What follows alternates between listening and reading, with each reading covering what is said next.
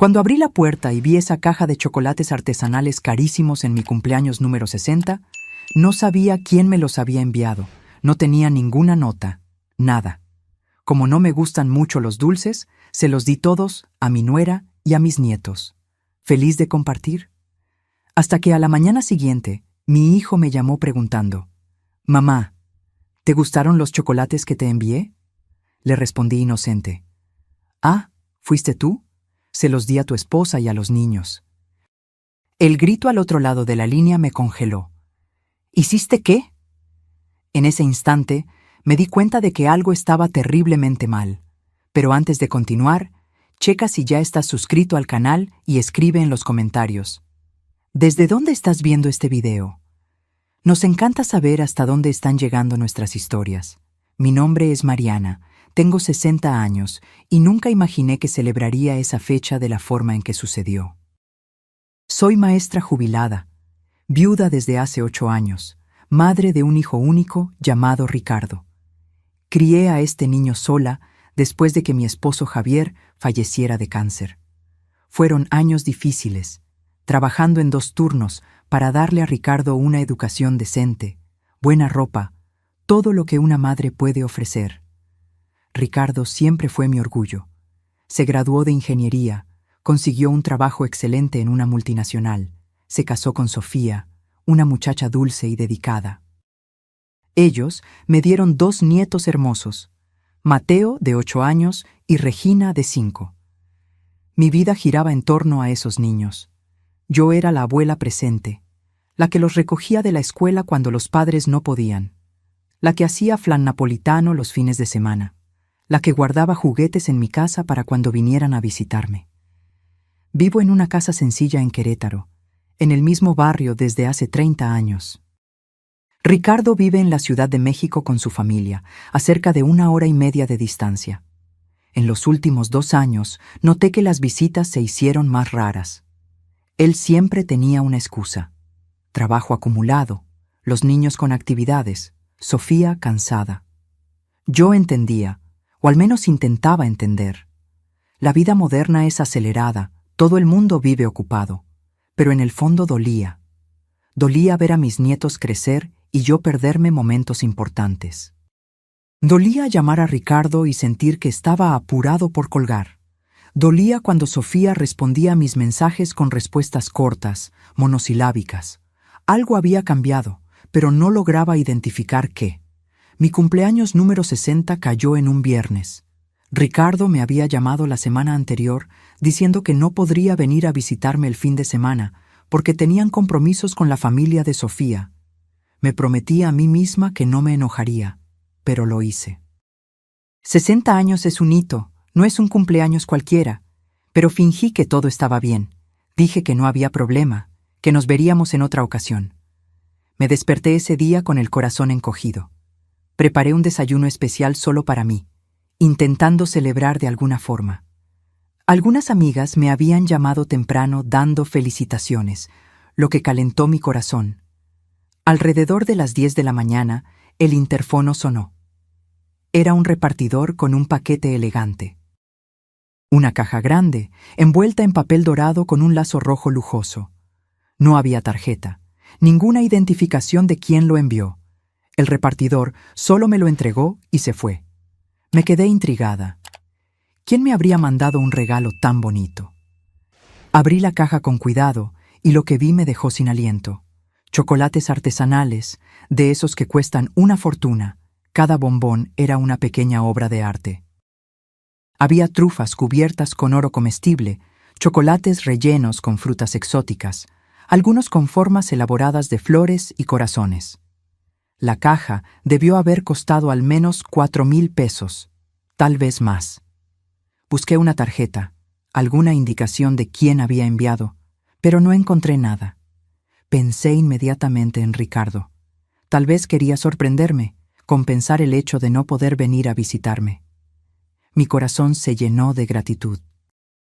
Tomé una foto de la caja y se la mandé por WhatsApp con el mensaje: «¡Qué regalo tan lindo! Gracias, hijo». Esperé su respuesta, pero no llegó. Vi que visualizó el mensaje, pero no respondió. Me pareció extraño, pero pensé que debía estar ocupado en el trabajo. Decidí no insistir.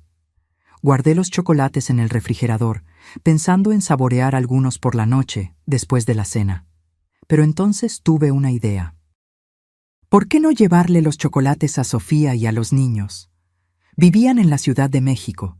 Podría darles una sorpresa, aparecer allí el sábado por la mañana con los chocolates y pasar el día con mis nietos. Sería una forma de transformar mi cumpleaños solitario en algo especial, compartiendo esa delicia con las personas que más amaba. Decidí no avisar que iría. Sería una sorpresa. El sábado por la mañana me desperté temprano, tomé la caja de chocolates cuidadosamente empacada y manejé hasta la Ciudad de México. El tráfico estaba tranquilo. Llegué allí alrededor de las 9:30. Toqué el timbre del apartamento con una sonrisa en el rostro, emocionada de ver la expresión de alegría de mis nietos. Sofía abrió la puerta. La expresión en su rostro no fue de alegría, fue de sorpresa incómoda. «¿Mariana? ¿Qué haces aquí?» La forma en que habló, sin siquiera un hola o buenos días, me tomó desprevenida. «Vine a darles una sorpresa, les traje unos chocolates deliciosos». Mostré la caja, tratando de mantener el entusiasmo a pesar de la fría recepción. Ella dudó por unos segundos antes de abrir la puerta completamente para dejarme entrar. «Ricardo no está. Salió temprano a arreglar unas cosas». Su voz sonaba extraña, tensa. Los niños vinieron corriendo cuando me vieron. «¡Abue!». Mateo y Regina me abrazaron con esa energía contagiosa que solo los niños tienen. Al menos ellos todavía se alegraban de verme. Le di la caja de chocolates a Sofía y le expliqué que me los habían regalado por mi cumpleaños, pero que quería compartirlos con ellos. Sofía tomó la caja con cuidado, mirando los chocolates con una expresión que no pude descifrar. «Mariana, ¿estás segura? Estos chocolates parecen muy caros». Había algo en su voz, una preocupación que no tenía sentido. «Claro que sí. Quiero que los disfruten. A los niños les encantará». Sonreí, tratando de alejar la sensación extraña que estaba creciendo dentro de mí. Estuvimos platicando cerca de 1 hora. O mejor dicho, yo intenté conversar mientras Sofía daba respuestas cortas y miraba el celular cada 2 minutos. Los niños me mostraron dibujos que habían hecho en la escuela, me contaron sobre una salida que hicieron al parque. Yo bebía cada palabra, hambrienta por esa conexión que se estaba volviendo cada vez más rara. Sofía no ofreció los chocolates en ese momento. Dijo que los guardaría para después de la comida. Me pareció extraño, pero no comenté nada. Alrededor de las 11, noté que se estaba poniendo ansiosa, mirando el reloj. Entendí el mensaje silencioso. Quería que me fuera. Me despedí de los niños con el corazón encogido y volví a casa. Durante todo el camino de vuelta, no podía dejar de pensar en la fría recepción, en el comportamiento extraño de Sofía. ¿Habría hecho algo malo? ¿Estaría siendo demasiado inoportuna? Llegué a casa a primera hora de la tarde, cansada y emocionalmente agotada. Tomé un baño y decidí tomar una siesta. Necesitaba descansar no solo el cuerpo, sino también el corazón herido por la sensación de rechazo. Me desperté ya al final de la tarde, preparé un té y me quedé viendo la televisión sin prestar mucha atención. Mi mente volvía constantemente a la visita de la mañana. ¿Por qué Sofía se había puesto tan extraña? ¿Por qué Ricardo no había respondido mi mensaje sobre los chocolates? Llegó la noche y cené sola, como siempre. Me fui a dormir temprano, cansada de ese día que debería haber sido especial, pero que terminó siendo solo un día solitario más. No imaginaba que a la mañana siguiente mi vida se pondría de cabeza. El teléfono sonó a las 7 de la mañana. Era domingo, nadie me llamaba tan temprano. Contesté somnolienta, aún tratando de despertarme completamente. Era Ricardo, y su voz sonaba extraña, forzadamente casual. «Buenos días, mamá. ¿Te gustaron los chocolates que te envié?». La pregunta me tomó desprevenida. «¿Fuiste tú?». Me senté en la cama, completamente despierta ahora. No tenía tarjeta, No sabía quién los había mandado. ¡Qué regalo tan lindo, hijo! ¿Pero qué, mamá? Su voz se tensó. Bueno, se los di a Sofía y a los niños ayer. Fui a darles una sorpresa a la casa. Pensé que sería agradable compartir con ellos, ya que no pudiste venir a verme en mi cumpleaños. Dije esto de forma natural, sin darme cuenta de lo que estaba a punto de suceder. El silencio del otro lado fue aterrador. Duró unos segundos que parecieron una eternidad. Entonces, Ricardo explotó. ¿Hiciste qué? ¿Mamá? ¿Le diste los chocolates a Sofía y a los niños? Mi corazón se aceleró. Había pánico en su voz, un pánico real y desesperante. Ricardo, ¿qué está pasando? Solo son chocolates. ¿Por qué te pones así? Se los comieron. Mamá, respóndeme ahora. ¿Ya se comieron los chocolates? La voz de Ricardo estaba alterada de una forma que nunca había oído antes. No era rabia, era desesperación absoluta. Mi mente corría tratando de entender. No sé, hijo. Sofía los guardó en el refrigerador. Dijo que los comerían después de la comida de hoy. ¿Pero qué está pasando? ¡Me estás asustando! Oí una respiración pesada del otro lado. Ricardo parecía estar entrando en pánico. «Mamá, dame el teléfono de Sofía ahora, ahora», gritó la última palabra de una manera que me hizo temblar. «Pero no me lo sé de memoria, está en mi celular». Empecé a decir, pero él me interrumpió. «Entonces cuelga y llámale ahora. Dile que no se coma los chocolates. Dile que están echados a perder. Invéntale cualquier cosa, pero no dejes que se los coma». Estaba casi histérico. «Ricardo, explícame qué está». Me colgó. Me quedé con el teléfono en la mano, completamente perdida. Mis dedos temblaban cuando tomé mi celular y busqué el número de Sofía. Llamé 3 veces seguidas, pero ella no contestaba. Era domingo por la mañana temprano. Probablemente todavía estaba durmiendo. Intenté mandar un mensaje. «Sofía, no se coman los chocolates que les llevé. Por favor, es urgente». Pero el mensaje se quedó con solo una palomita. No tenía internet o el celular estaba apagado. Volví a llamar a Ricardo, pero ahora era él quien no contestaba. Mi mente entraba en pánico. ¿Qué estaba pasando? ¿Por qué los chocolates serían peligrosos? Eran hermosos, bien empacados, de una marca cara. ¿Qué podría estar mal? Esperé 15 minutos agonizantes hasta que Sofía finalmente me devolvió la llamada. «Mariana, vi tus mensajes. ¿Qué pasó?» Su voz sonaba somnolienta. «Los chocolates. ¿Se los comieron?», pregunté desesperada. «No, todavía están en el refrigerador. Los niños querían comerlos anoche, pero les dije que solo después de la comida de hoy». «¿Por qué? ¿Qué tienen de malo?». Ahora ella estaba alerta, preocupada. Sentí un alivio momentáneo inundar mi cuerpo. Gracias a Dios. «Sofía, Ricardo me llamó en pánico diciéndome que no se comieran los chocolates. Dijo que están echados a perder o algo así. No dejes que nadie los toque». «¿Echados a perder?» «Mariana, se ven perfectamente bien y son de una marca carísima. Lo vi cuando los trajiste ayer». Sofía estaba confundida y yo también lo estaba. «Lo sé, pero hay algo muy mal en esto». Ricardo estaba desesperado. «Tíralos, por favor. O mejor, guárdalos sin tocar hasta que él explique qué está pasando». Pocos minutos después, Ricardo me llamó de vuelta. Su voz estaba un poco más tranquila, pero aún tensa. «Mamá, ¿Sofía contestó?» «Sí, no se los comieron. Los chocolates todavía están en el refrigerador. Ricardo, por el amor de Dios, explícame qué está pasando». Mi voz salió más alta de lo que pretendía, mezclando miedo con frustración. Él respiró hondo al otro lado de la línea. «Mamá, yo no mandé esos chocolates». Sus palabras tardaron unos segundos en tener sentido en mi cerebro. «¿Cómo que no los mandaste? Me acabas de preguntar si me gustaron». «Pregunté porque vi la foto que mandaste ayer.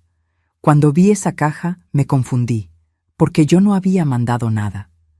Pensé que tal vez sería de alguna amiga tuya, pero cuando no respondiste más, me preocupé. y esta madrugada no pude dormir pensando en esto. Hacía pausas entre las frases, como si estuviera midiendo cada palabra.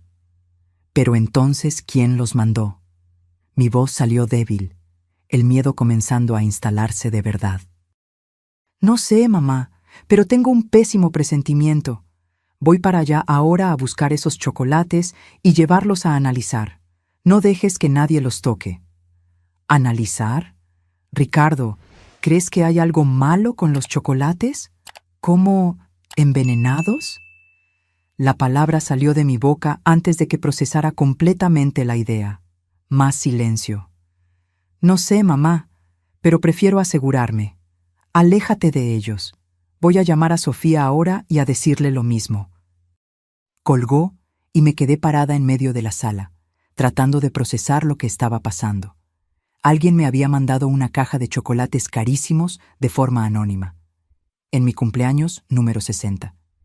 Y ahora mi hijo estaba en pánico creyendo que podrían estar contaminados. ¿Quién haría algo así? ¿Quién querría hacerme daño? Soy una maestra jubilada, vivo una vida tranquila, no tengo enemigos. La idea era absurda, pero la desesperación en la voz de Ricardo era demasiado real para ignorarla. Me senté en el sofá y comencé a temblar. Si esos chocolates realmente estuvieran envenenados, yo se los había dado a mi nuera y a mis nietos. Si se los hubieran comido, no podía ni pensarlo. La simple posibilidad me daba náuseas. Ricardo llegó a mi casa 2 horas después. Había salido de la Ciudad de México y venido directo a Querétaro. Cuando abrió la puerta, vi que su rostro estaba pálido, con profundas ojeras. Sofía estaba con él, y los niños se habían quedado con la mamá de ella. ¿Dónde está la caja? Fue lo primero que preguntó, sin siquiera saludarme. ¿La trajiste de su casa? Le pregunté a Sofía. Ella asintió. Está aquí. Levantó una bolsa de plástico donde estaba la caja de chocolates, cuidadosamente empacada. Ricardo tomó la bolsa como si estuviera sosteniendo una bomba. Voy a llevarla a un laboratorio particular en la Ciudad de México. Un amigo mío trabaja allí y dijo que puede hacer un análisis rápido. Ricardo, me estás asustando. Explícame bien qué crees que está pasando. Sostuve su brazo, obligándolo a mirarme a los ojos. Él suspiró pesadamente. Mamá, ¿recuerdas haber comentado algo sobre dinero recientemente? ¿Sobre herencia, inversiones, algo así? La pregunta me tomó desprevenida. No que yo recuerde. ¿Por qué? Sofía interrumpió. Mariana, Ricardo cree que alguien puede estar tratando de hacerte daño para... Ella no pudo terminar la frase. ¿Para robarme? Completé, incrédula. Pero no tengo tanto dinero. Tengo esta casa pagada y un ahorro modesto. No soy rica. ¿Cuánto tienes en el ahorro? Ricardo preguntó directamente. No sé exactamente. Unos 250,000 pesos, tal vez. ¿Por qué? Ricardo y Sofía intercambiaron una mirada. Mamá, eso no es poco dinero. Y con la casa tienes un patrimonio considerable. Hizo una pausa. ¿Quién es tu heredero? Tú, obvio. Eres mi único hijo. Respondí, pero entonces algo hizo clic en mi mente. Ricardo, ¿no estarás pensando que... No, mamá, claro que no. Él me interrumpió rápidamente. Pero alguien puede saber sobre tu situación financiera. Alguien que se beneficiaría de tu muerte. El mundo pareció girar a mi alrededor. Alguien quería matarme. Eso era lo que mi hijo estaba insinuando. Alguien había planeado esto. Comprado chocolates caros, envenenado y enviado en mi cumpleaños. Y yo, inocentemente, se los había dado a mi nuera y a mis nietos. Los niños... Mi voz falló. Si se los hubieran comido... Sofía comenzó a llorar.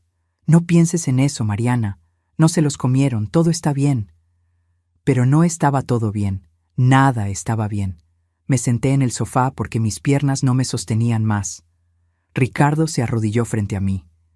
Mamá, te prometo que vamos a descubrir quién hizo esto. Pero primero necesito confirmar si realmente hay algo malo con los chocolates. Puede ser paranoia mía. Puede ser que estén perfectamente normales. Pero tú no crees que lo estén, ¿verdad? Miré sus ojos y vi la verdad.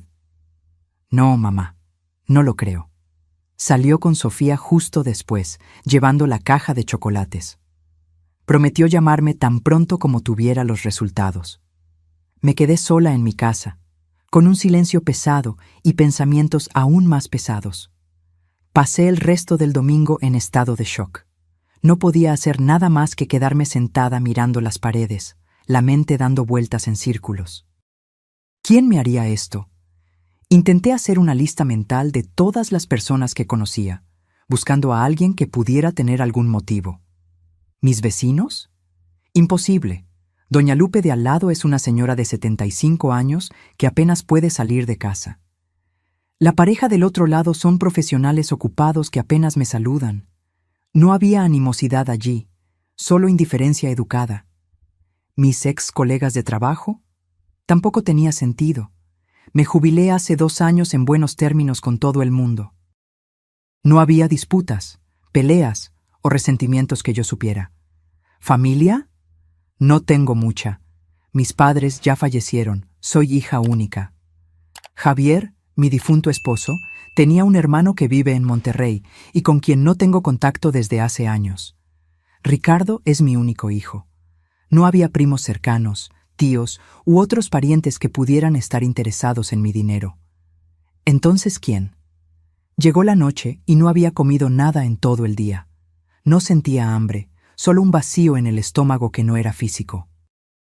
Intenté dormir, pero era imposible. Me quedaba mirando el techo, imaginando escenarios cada vez más aterradores. ¿Y si los chocolates realmente estuvieran envenenados? ¿Y si me los hubiera comido, como era la intención de quien los envió? Habría muerto sola en esta casa, y probablemente habrían pensado que fue algo natural, un infarto tal vez. Mi cuerpo habría sido encontrado días después, cuando Ricardo finalmente decidiera visitarme o cuando los vecinos sintieran el olor. La imagen era tan horrible que me hizo levantar de la cama. Fui a la cocina, preparé un té de manzanilla y me senté a la mesa. Miré mi casa con otros ojos. Esta casa que era mi refugio, mi lugar seguro, de repente parecía vulnerable. Cualquier persona podría enviar algo por correo. Cualquier repartidor podría traer la muerte envuelta en papel bonito. El celular sonó de madrugada, asustándome. Era Ricardo. Mamá, conseguí un resultado preliminar. ¿Estás sentada? Mi corazón se disparó. Lo estoy, dime. Tiene arsénico en los chocolates, cantidad letal. Su voz estaba controlada, pero yo podía sentir la tensión detrás de cada palabra. El mundo se vino abajo. Mis sospechas más absurdas se habían confirmado. Alguien realmente había intentado matarme. Arsénico, repetí, la palabra extraña en mi boca. Mamá, voy a llamar a la policía ahora. Esto es intento de homicidio. No puedes quedarte sola ahí. Ricardo estaba en modo protector, planeando ya los próximos pasos. ¿La policía? Mi mente estaba procesando lentamente. ¿Pero cómo van a descubrir quién hizo esto? Van a investigar, van a rastrear quién compró el arsénico, de dónde vinieron los chocolates, quién hizo la entrega. Hay formas de descubrirlo, mamá. Él hacía que pareciera simple, pero yo sabía que no lo sería.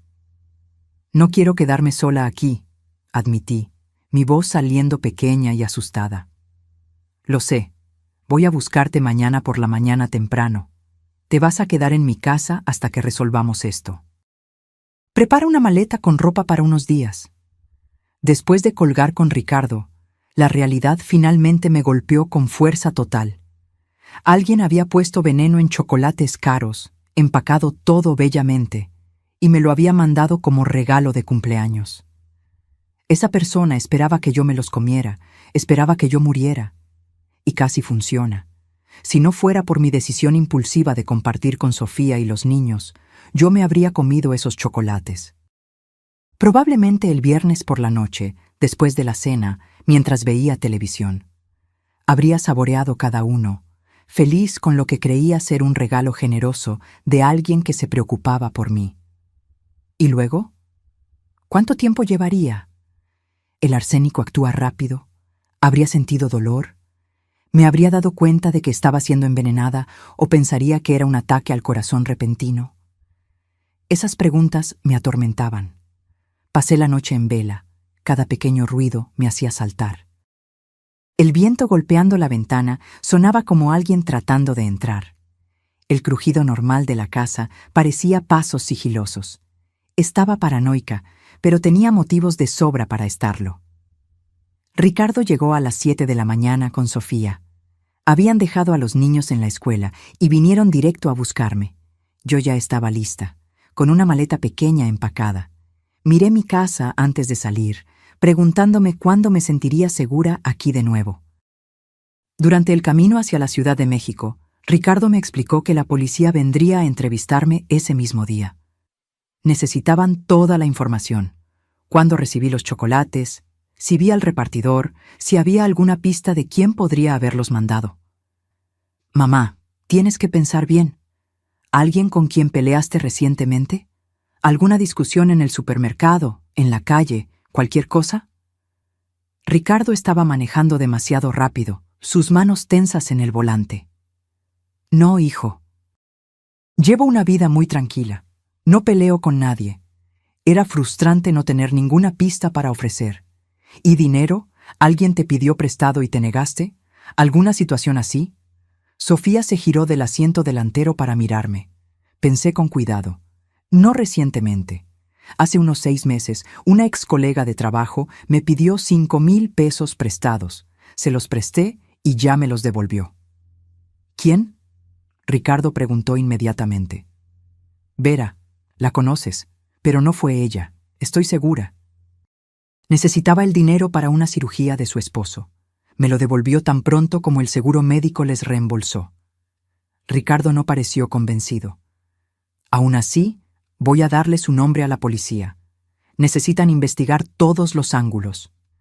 Llegamos a su apartamento y me instalé en la habitación de invitados. Los niños todavía no sabían lo que estaba pasando. Ricardo y Sofía habían decidido no contarles por ahora, para no asustarlos. Para ellos, la abuela solo había venido a pasar unos días. Por la tarde, 2 investigadores vinieron a entrevistarme. Un hombre y una mujer, ambos con expresiones serias y profesionales. Conté todo desde el principio: el cumpleaños solitario, la llegada de los chocolates sin identificación, mi decisión de compartir con la familia, la llamada desesperada de Ricardo. ¿La señora no vio bien al repartidor? La investigadora, que se presentó como doctora Carla, tomaba notas detalladas. Lo vi, pero fue rápido. Usaba uniforme de una empresa de paquetería, una gorra que cubría parte del rostro. Hombre, blanco, altura media. No me fijé en nada más. ¿Y la caja? ¿Tenía alguna identificación de la tienda donde fue comprada? El investigador Silva preguntó. No, ninguna. Solo los chocolates en una caja bonita con papel dorado. Hicieron docenas de preguntas sobre mi rutina, mis relaciones, mi situación financiera, mi testamento. Cada respuesta parecía abrir más preguntas. Después de 2 horas, finalmente se fueron, prometiendo que investigarían a fondo. Los días siguientes fueron un blur de ansiedad y miedo. La policía estaba investigando, pero no tenía pistas concretas. La empresa de paquetería que hizo la entrega dijo que el pedido fue hecho online, pagado en efectivo a la hora de la publicación en una agencia de ellos. Las cámaras de seguridad de la agencia mostraban a un hombre usando cubrebocas, gafas de sol y gorra, imposible de identificar. Los chocolates habían sido comprados en una tienda de lujo en la Ciudad de México, pero también pagados en efectivo. El empleado que atendió no recordaba nada específico sobre el comprador, solo que era un hombre de mediana edad. Con el cubrebocas obligatorio que todavía algunas personas usaban, no vio bien el rostro. Quienquiera que hubiera hecho esto, había planeado cuidadosamente para no dejar rastros. Esto me asustaba aún más. No fue un acto impulsivo, fue premeditado, calculado. Alguien había pensado en cada detalle de cómo matarme y salir impune. Ricardo contrató a un vigilante particular para que vigilara mi casa en Querétaro. No quería que nadie entrara allí o dejara algo sospechoso. Yo no podía volver aún, así que mi casa se quedó vacía, siendo vigilada por un extraño. Sofía intentaba distraerme durante los días. Veíamos películas, cocinábamos juntas, jugábamos con los niños. Pero mi mente siempre volvía a la misma cuestión. ¿Quién? Repasaba cada interacción de los últimos meses, cada conversación, cada mirada. Buscaba señales que había perdido, alguna pista oculta en algún recuerdo. Una noche, cuando los niños ya estaban durmiendo, Ricardo me llamó para conversar en el balcón del apartamento. Tenía una expresión pesada, como si estuviera cargando algo difícil. «Mamá, necesito preguntarte una cosa y quiero que seas completamente honesta conmigo». Sostenía una cerveza, pero no bebía, solo giraba la botella entre los dedos. «Claro, hijo, ¿qué es? ¿Tú? ¿Estás completamente segura de que no existió nadie después de papá? ¿Ninguna relación? ¿Ningún involucramiento? ¿Ni siquiera casual?» Evitaba mi mirada, claramente incómodo con la pregunta. La pregunta me tomó completamente desprevenida. «Ricardo, claro que no. Tu papá murió hace 8 años y no he tenido interés en nadie desde entonces». «¿Estás segura? Porque la policía está investigando ese ángulo. Crímenes pasionales, exnovios rechazados, esas cosas». Finalmente me miró y vi que no me estaba acusando, solo tratando de ayudar. «Hijo, te lo juro, no hubo nadie, 0 relaciones, 0 citas, nada». Era casi vergonzoso admitir lo solitaria que se había vuelto mi vida, pero era la verdad. Él asintió, pareciendo aliviado. «Está bien, te creo. Es que la policía tiene que investigarlo todo, ¿sabes?» «Entiendo». Y entendía, aunque fuera humillante tener que probar que mi vida era tan vacía de romance. Nos quedamos en silencio por unos momentos, mirando las luces de la ciudad. «Ricardo, ¿puedo preguntarte algo?» «Claro». «Tú y Sofía, ustedes se estaban alejando de mí antes de que esto sucediera. ¿Por qué?». Tenía que preguntar, incluso con miedo de la respuesta. Ricardo suspiró pesadamente. «Mamá, no nos estábamos alejando a propósito. Es que la vida se vuelve acelerada, ¿sabes? Trabajo, niños, cuentas que pagar. No se trata de ti». Pero las visitas se hicieron más raras, las llamadas más cortas. Lo sentí, Ricardo. Mi voz salió más herida de lo que pretendía. Él miró hacia abajo.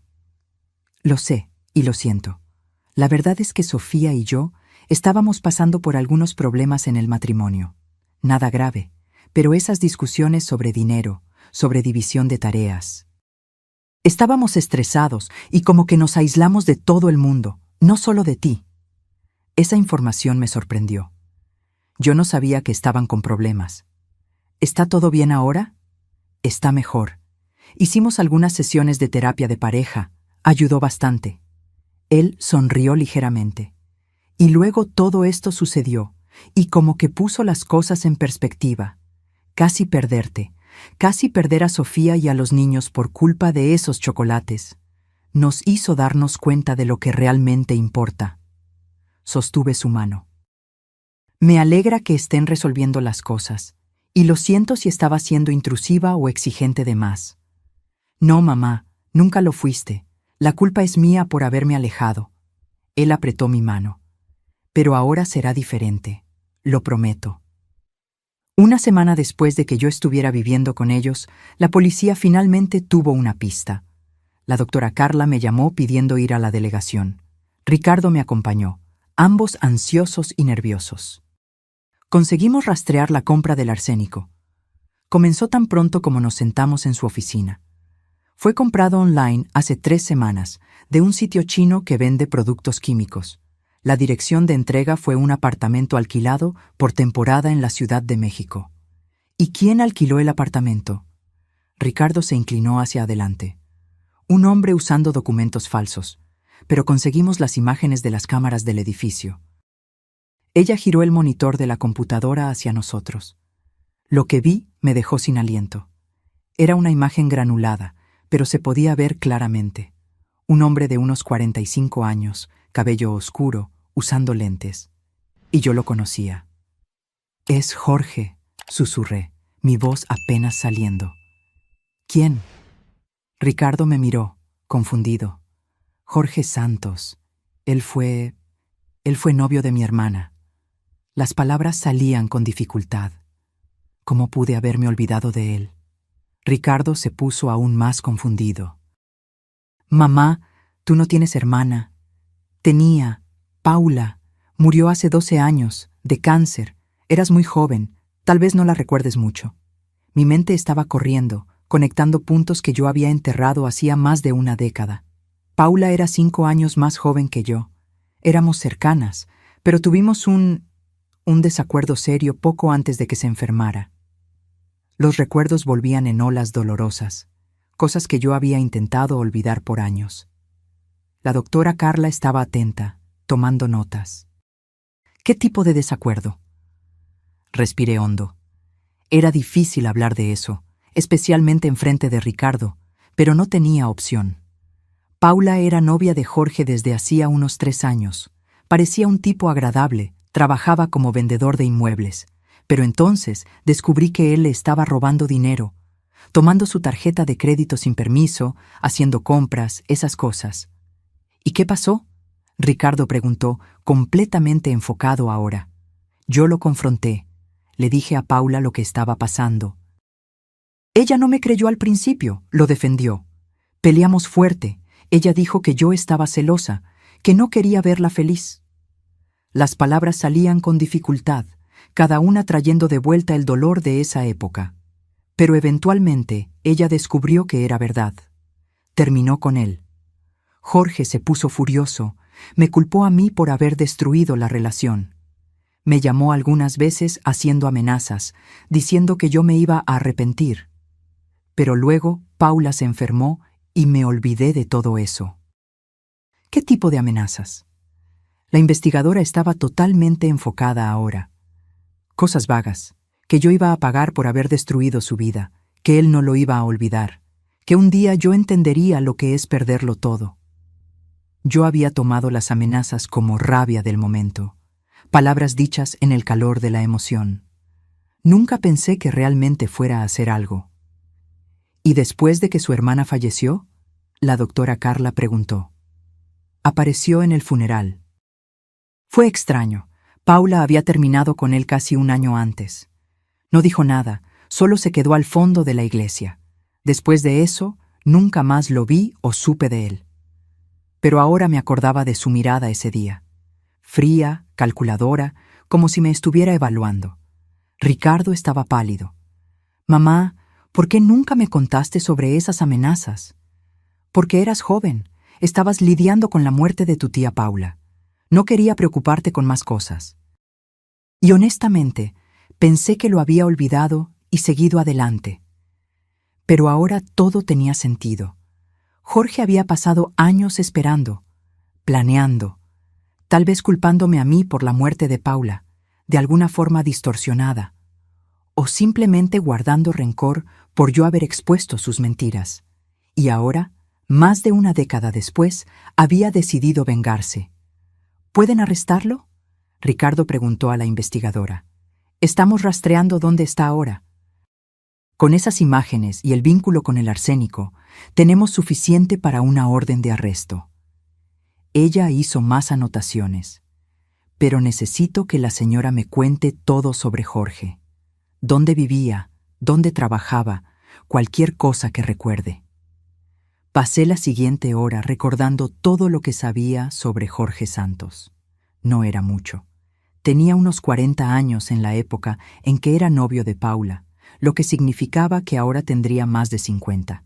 Trabajaba en una inmobiliaria, pero no recordaba cuál. Tenía un coche negro, un sedán. Vivía solo en un apartamento alquilado. ¿Tiene familia, hermanos, padres? La investigadora preguntaba metódicamente. No sé. Paula nunca lo mencionó. Creo que no era cercano a su familia. Cada detalle que lograba recordar era anotado, evaluado. Cuando finalmente salimos de la delegación, Ricardo estaba visiblemente afectado. ¿Cómo es que no sabía esto? ¿Cómo escondiste que tenías una hermana y que un tipo te había amenazado? Ricardo, no lo escondí. Eras niño cuando Paula murió. Y las amenazas de Jorge parecían solo palabras vacías en ese momento. Me sentía culpable, aún sabiendo que había hecho lo que creía correcto en ese momento. Pero mamá, si lo hubiera sabido, podría haber estado más atento. Podríamos haber evitado esto. Estaba frustrado, buscando a alguien a quien culpar. Hijo, nadie podría prever que él esperaría 12 años para actuar. Eso es enfermizo. Y lo era. ¿Qué tipo de persona guarda rencor por tanto tiempo? ¿Qué tipo de mente planea un asesinato más de una década después? En los días siguientes, la policía intensificó la búsqueda de Jorge. Descubrieron que se había cambiado el nombre legalmente hace 5 años. Estaba usando Jorge Silva ahora. Trabajaba en una pequeña inmobiliaria en el interior de Querétaro. Vivía solo en una casa alquilada. Cuando finalmente fueron a arrestarlo, no opuso resistencia. Aparentemente estaba esperando.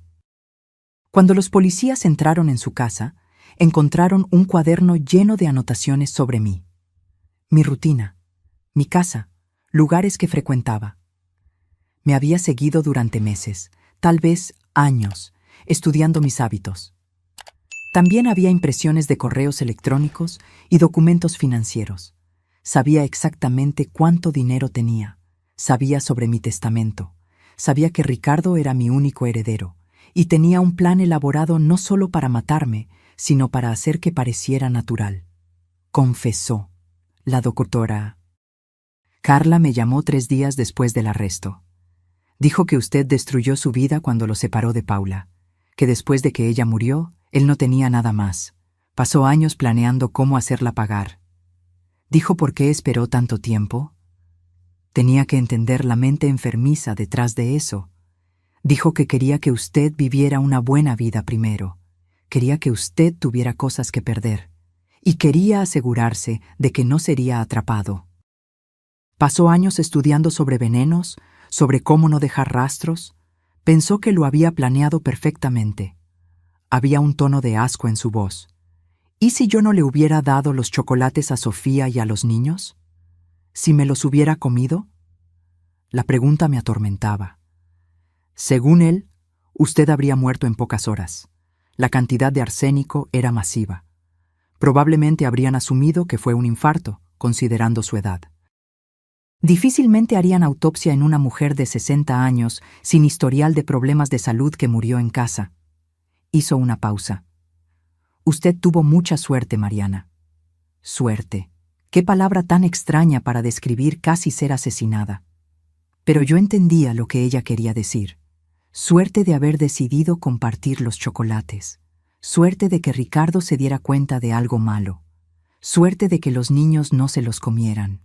Mucha suerte de verdad. Jorge fue formalmente acusado de tentativa de homicidio calificado. El fiscal dijo que era uno de los casos más premeditados que había visto. Había evidencias de años de planificación, de obsesión.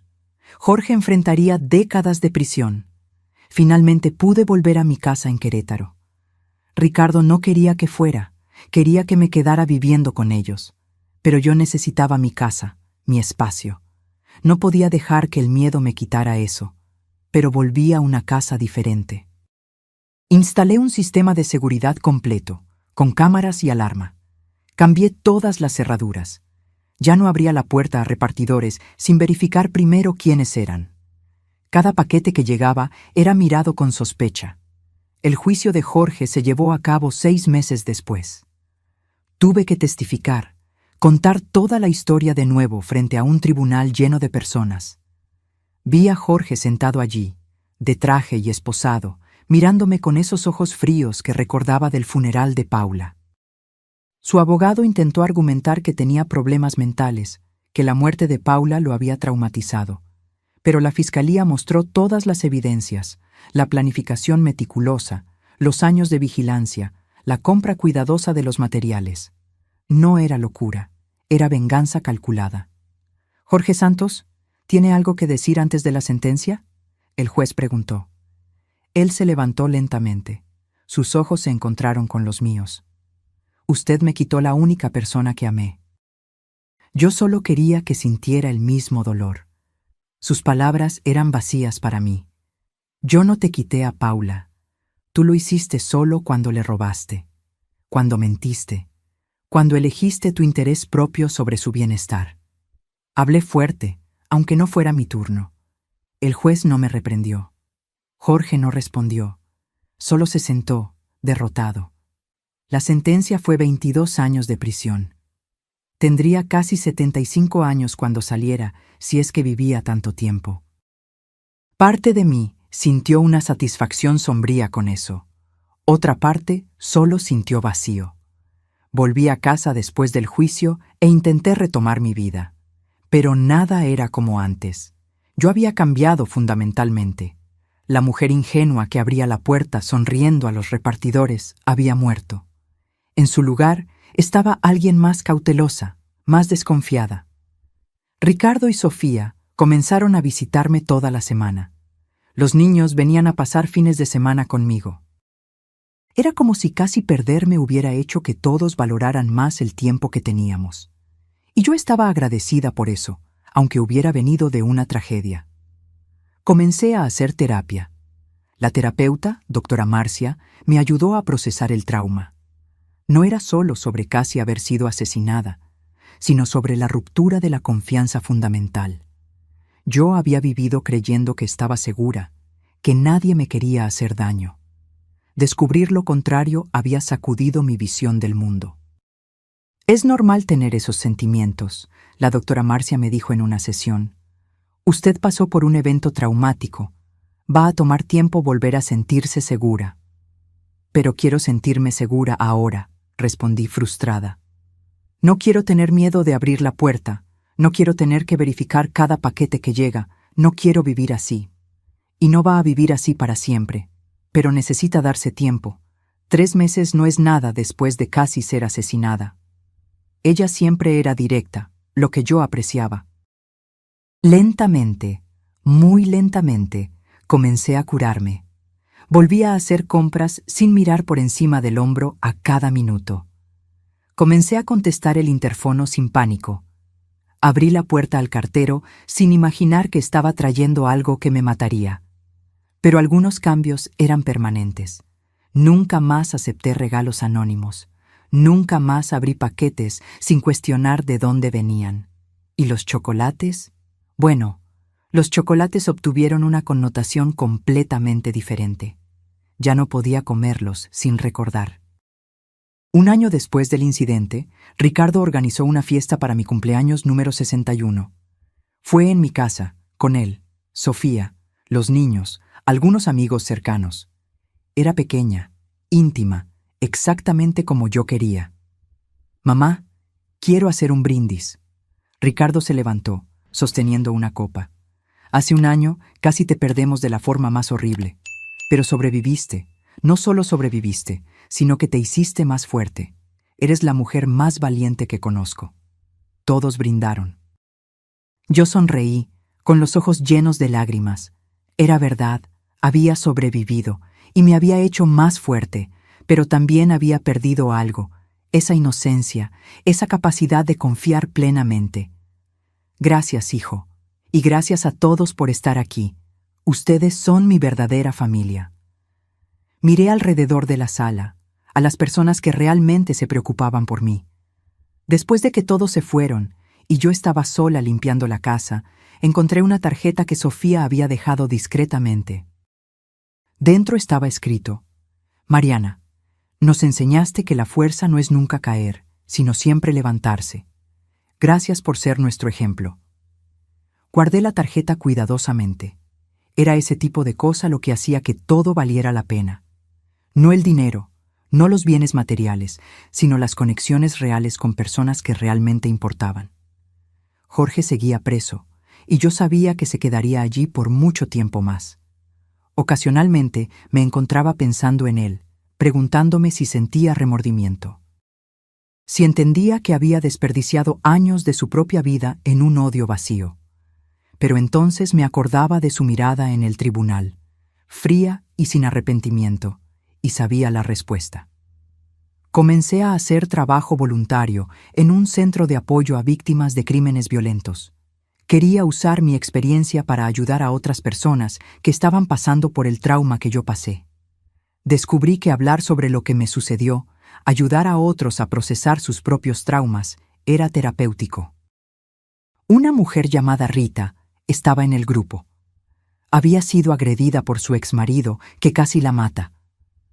¿Cómo lograste confiar en la gente de nuevo?, me preguntó en una de las sesiones. Todavía estoy aprendiendo, respondí honestamente. Pero me di cuenta de que no puedo dejar que una persona mala destruya mi capacidad de ver el bien en las otras. Jorge estaba enfermo, obsesivo, pero la mayoría de la gente no es así. La mayoría es buena. ¿Pero cómo sabes la diferencia?, Rita insistió. Pensé cuidadosamente antes de responder. Creo que no lo sabemos siempre, pero no podemos vivir con miedo de todo el mundo. Tenemos que encontrar un equilibrio entre ser cautelosa y ser abierta, entre proteger nuestros corazones y permitir que sientan. Era una lección que yo misma todavía estaba aprendiendo, pero estar allí, con ese grupo de personas que habían pasado por horrores diferentes, pero compartían la lucha por seguir adelante, me hacía sentir menos sola. 2 años después del incidente de los chocolates envenenados, mi vida había encontrado un nuevo normal. No era la misma de antes, nunca lo sería. Pero era una vida buena, tal vez incluso mejor en algunos aspectos. Yo valoraba más las cosas pequeñas. Una llamada de Ricardo, una tarde con mis nietos, un atardecer bonito. Ricardo y Sofía tuvieron un tercer hijo, una niña que llamaron Paula, en honor a mi hermana. Cuando me lo contaron, lloré. Era una forma de mantener viva su memoria, de transformar algo que había sido manchado por la tragedia de Jorge en algo bonito de nuevo. Queremos que sepa quién fue su tía Paula, Sofía me dijo cuando me mostró a la pequeña Paula por primera vez. La de verdad, no la versión distorsionada que Jorge tenía en la cabeza. Sostuve a mi nieta en los brazos y conté historias sobre mi hermana, sobre lo graciosa que era, generosa, soñadora, sobre cómo amaba el arte y siempre quiso viajar por el mundo, sobre lo cercanas que éramos hasta aquella pelea por culpa de Jorge.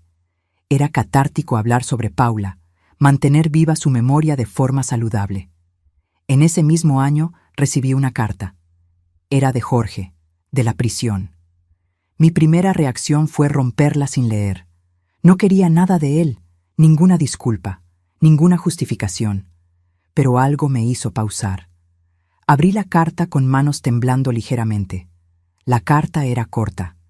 Decía que estaba haciendo terapia en la prisión, trabajando en sus problemas.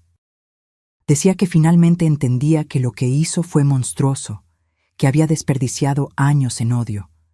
Pedía disculpas, no esperando perdón, solo queriendo que yo supiera que había cambiado. Leí la carta 3 veces. Buscaba sinceridad en las palabras, pero era difícil distinguirla. ¿Cuántas veces las personas hacen terapia en la prisión solo para parecer rehabilitadas? ¿Cuántas realmente cambian? Decidí no responder. No porque todavía guardara rabia, sino porque no le debía nada. Ni siquiera reconocimiento de su carta. Él había tomado sus decisiones, ahora vivía con las consecuencias. Mi perdón o la falta de él no cambiaría nada para él. Pero guardé la carta en una caja donde mantenía todos los recuerdos de ese periodo. Copias del informe policial, artículos de periódico sobre el caso, la tarjeta de Sofía. Era mi caja de trauma, una forma de mantener esas memorias contenidas, separadas del resto de mi vida. Mi trabajo en el centro de apoyo como voluntaria continuó creciendo. Ahora no solo era participante, sino facilitadora de grupos de apoyo. Ayudaba a otras víctimas de tentativa de homicidio a procesar sus traumas, a encontrar fuerzas para seguir adelante. Un día, una mujer nueva llegó al grupo. Su nombre era Clarisa. Tenía 52 años. Su propia hija había intentado envenenarla para heredar su casa. Su historia me tocó profundamente. Después de la reunión, conversamos en particular. Es diferente cuando es alguien de la familia, ¿verdad?, dijo, con lágrimas corriendo. Todo el mundo entiende cuando es un extraño, un criminal cualquiera, pero cuando es tu propia sangre. Entiendo, respondí. En mi caso, no fue familia de sangre, pero fue alguien que estaba conectado a mi hermana, alguien en quien había confiado de cierta forma. La traición es real, aunque no sea un hijo o padre. Clarisa lloró en mis brazos. ¿Cómo conviviste con eso? ¿Cómo no te volviste loca? Algunos días creí que me estaba volviendo loca, admití. Pero me di cuenta de que mi sanidad mental era mi victoria. No podía dejar que la persona que intentó matarme también robara mi paz. Entonces luché por ella, día tras día. Esas conversaciones, por más dolorosas que fueran, me recordaban cuánto había crecido. 2 años atrás, yo no habría sido capaz de dar ese tipo de consejo. Estaría demasiado perdida en mi propio dolor. Pero ahora lograba ver un panorama más grande. Ricardo y yo nos volvimos más cercanos que nunca. Me llamaba todos los días, no importaba cuán ocupado estuviera. Visitaba cada semana con la familia. Había aprendido que el mañana no está garantizado, que necesitamos valorar a las personas mientras las tenemos. Mamá, estoy pensando en escribir un libro, me dijo un día mientras tomábamos café en mi cocina. ¿Sobre qué?, pregunté curiosa. Sobre nuestra experiencia. Sobre casi perderte. Sobre lo que pasamos. Creo que podría ayudar a otras familias. Parecía dudoso, sin saber cómo reaccionaría yo. Pensé cuidadosamente. La idea de exponer nuestra historia de forma más pública me asustaba, pero también veía el valor. Si lo escribes, quiero ayudar. Quiero que sea honesto, pero también que muestre que es posible superar. Comenzamos a trabajar en el libro juntos. Ricardo escribía desde su punto de vista, el hijo desesperado tratando de salvar a la madre. Yo escribía desde mi punto de vista, la mujer que fue blanco de una venganza enfermiza. Era difícil revisitar cada detalle, pero también terapéutico. El libro fue publicado 1 año después, en una pequeña editorial independiente. No esperábamos que vendiera mucho, era más un proyecto personal. Pero para nuestra sorpresa, la historia resonó con muchas personas. Recibimos cartas de lectores que habían pasado por experiencias similares, que encontraron fuerza en nuestra historia. Una carta en particular me marcó. Era de una mujer llamada Sonia. Mi hermano intentó matarme por herencia hace 5 años. Pasé todo ese tiempo sintiéndome culpable de alguna forma, como si hubiera hecho algo para merecerlo. Su libro me mostró que la culpa no es mía. Gracias por compartir tu dolor para aliviar el de los demás. Esas palabras hicieron que todo valiera la pena.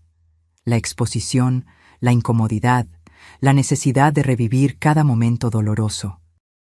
Si nuestra historia podía ayudar a una persona a sentirse menos sola, menos culpable, valía cada palabra.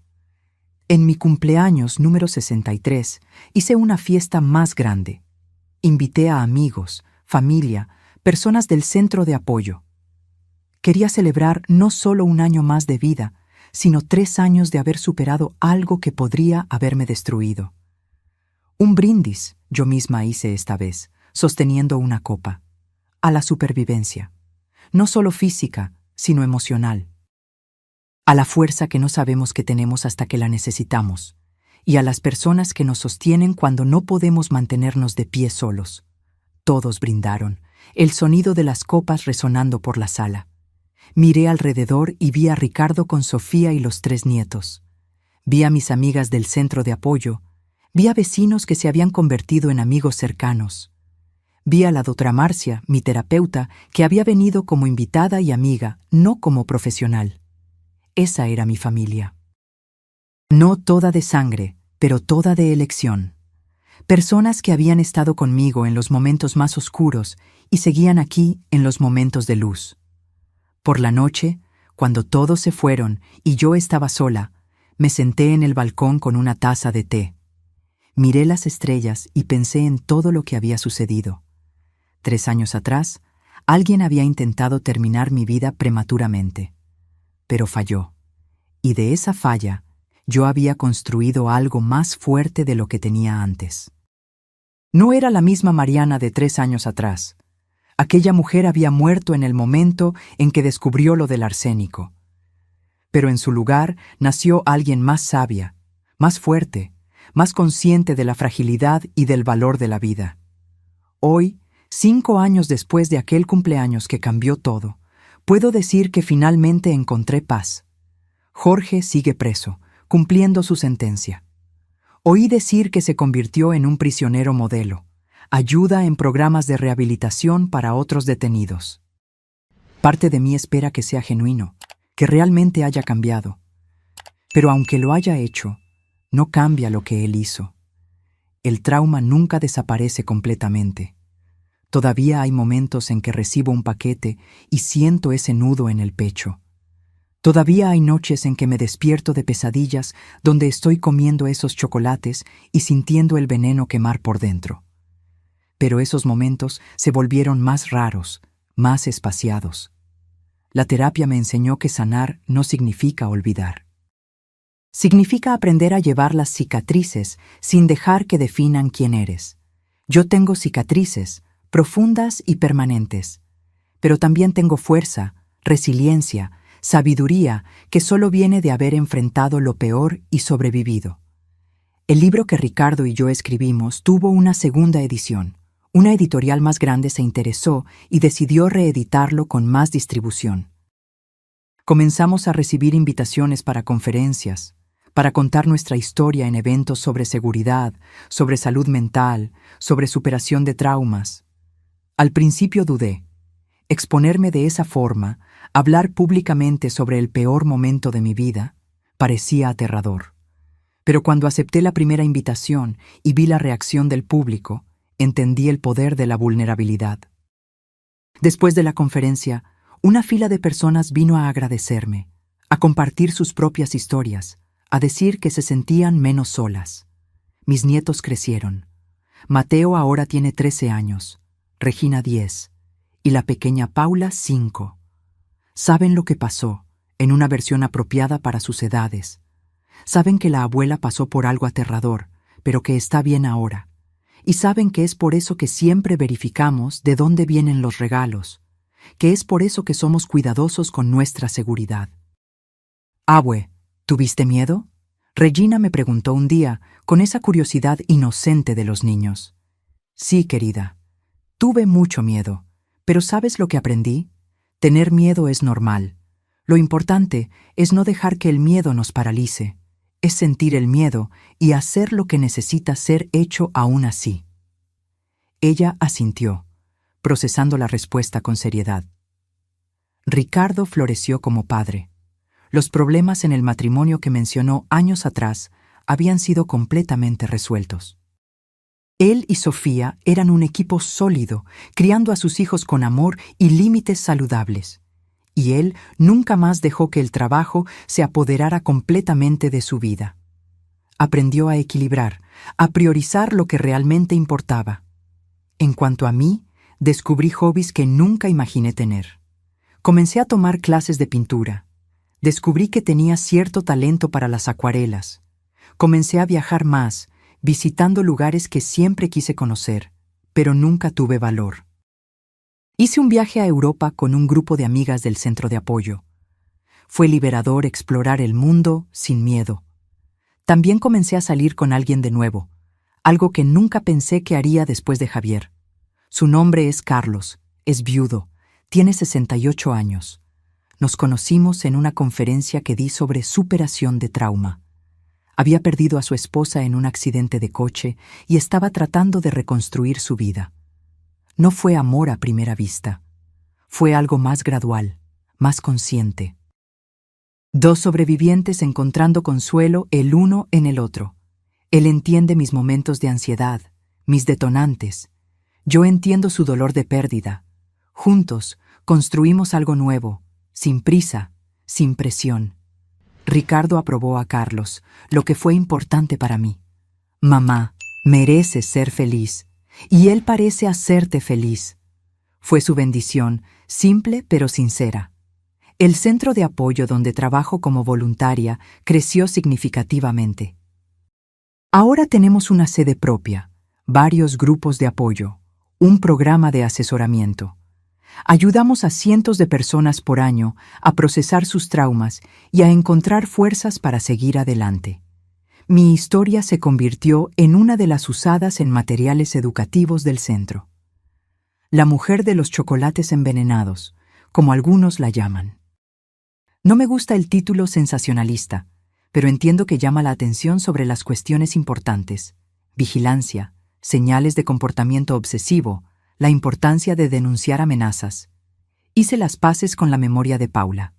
Por años, cargué culpa por la pelea que tuvimos, preguntándome si podría haber manejado diferente la situación de Jorge. Pero la terapia me ayudó a entender que hice lo mejor que pude con la información que tenía.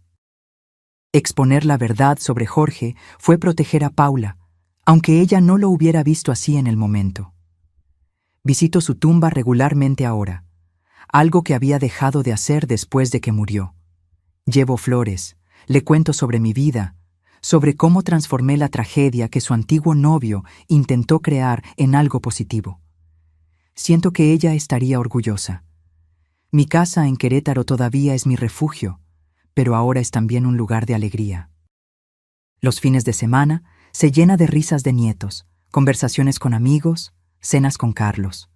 Las paredes que presenciaron mi miedo ahora presencian mi recuperación.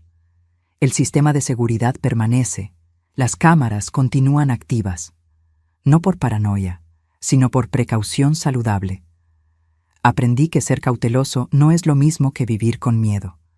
Es simplemente ser inteligente, aprender de la experiencia. Cuando miro hacia atrás, a aquella Mariana de 60 años que abrió la puerta para recibir chocolates envenenados, siento una mezcla de compasión y admiración. Compasión por la inocencia que estaba a punto de perder. Admiración por la fuerza que descubriría tener. Si pudiera hablar con aquella Mariana, ¿qué le diría? Le diría que va a pasar por la cosa más aterradora de su vida, que va a cuestionarlo todo, que se va a sentir frágil y perdida. Pero también le diría que va a sobrevivir. Más que eso, va a prosperar. Va a encontrar una fuerza que no sabía que tenía. Va a construir una vida más rica, más intencional, más conectada. La tentativa de asesinato podría haber sido mi fin. Jorge planeó para que lo fuera. Pero se convirtió en mi comienzo. El comienzo de una vida vivida con más conciencia, más gratitud, más propósito. No agradezco por lo que pasó. Nunca lo haré. Pero agradezco por lo que me convertí en respuesta a lo que pasó. Agradezco por las personas que gané, por las lecciones que aprendí, por la perspectiva que desarrollé. Hoy, a los 65 años, puedo decir que soy genuinamente feliz. No a pesar de lo que pasé, sino en parte por eso. El trauma me rompió, pero me reconstruí de una forma más verdadera, más auténtica. Y si hay un mensaje que quiero dejar para cualquier persona que esté pasando por algo similar, es este: vas a sobrevivir. Va a parecer imposible algunas veces. Va a haber días en que querrás rendirte. Pero no te rindas. Del otro lado de ese valle oscuro hay luz, hay vida, hay alegría. Jorge intentó envenenarme con arsénico disfrazado de regalo, pero yo transformé ese veneno en medicina, en fuerza, en sabiduría, en compasión por otros que sufren, y esa es mi mayor victoria. La vida continúa, y ahora finalmente no solo estoy sobreviviendo, estoy viviendo. Ahora, si te gustó esta historia, haz clic en suscribirse y dime en los comentarios qué parte te dejó con la boca abierta. Y no olvides hacerte miembro para tener acceso a videos exclusivos que no subo aquí. Te espero allí.